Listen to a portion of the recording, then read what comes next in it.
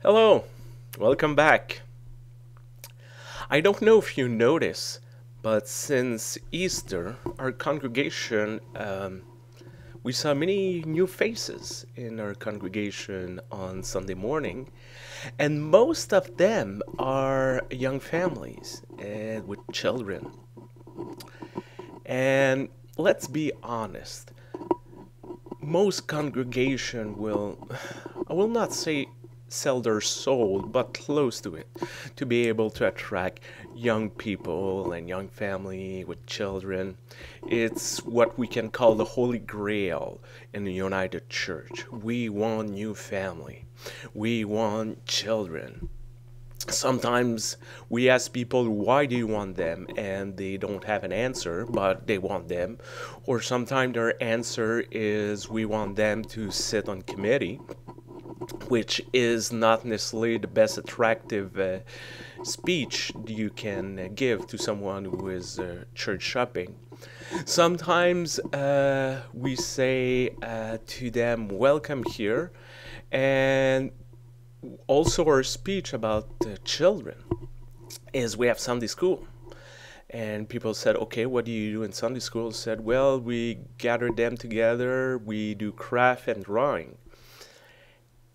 And I don't know what's the parents' answer, but in their mind is, okay, they're going to school, they're doing this and way much better, and then they're going to an after-school program and they're doing this and way much better. So why should I come here and ask my child to do exactly the same that he or she's doing at school all week long? And that's a reality. That's a reality.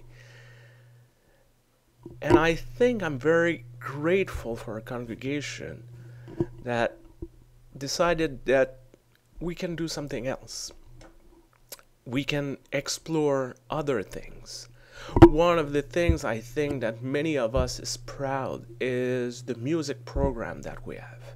When I tell people that we don't have one, not two, but three children's choir in a congregation, they don't believe it. They don't believe me. They think that I'm just pulling their leg. I'm thinking maybe I smoke something funny. But no, we have actually four choirs and three of them are children. We're offering something different.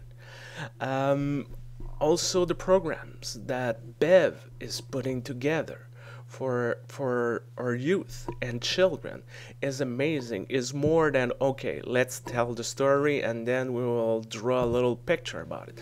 It's about learning about difficult questions, believing that those young individuals have questions, but also they have knowledge. It's not about instructing them faith, but acknowledging that they have this little faith there that need to be nurtured like a little plant. It needs some water, it needs some sun, it needs some fertilizer. And that's our role. It's not to build it for them, but make it grow and help them. And it's maybe one of the greatest challenge of our denomination, maybe some would say about Christianity as a whole, is to change the way we see the work we're doing with youth and children. That learn a different way and also to invest. Often when it's times to cut, we look said, okay, let's cut programs, let's cut in salary, let's cut for children, and believing that anyone can do it.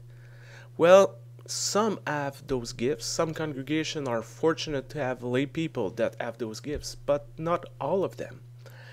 And this is a very important ministry that need people who have training or gifts or specialty or at least a vision about it. More than let's do exactly the same thing that we did 50 years ago. It needs some ownership from the congregation. It needs some vision.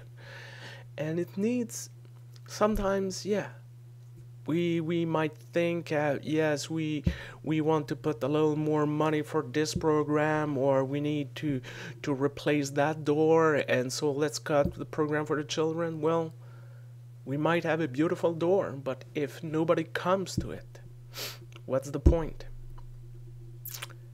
It's a difficult challenge. It's a difficult challenge. It's thinking in a different way. In investing, put our money where our mouth is. But for those who take that challenge, it often pays up.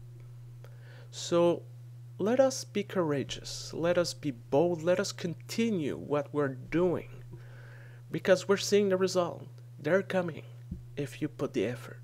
So thank you to everyone who is taking all those ministries in our midst, and keep up doing it. You're not alone. We're with you. Thanks be to God. Amen.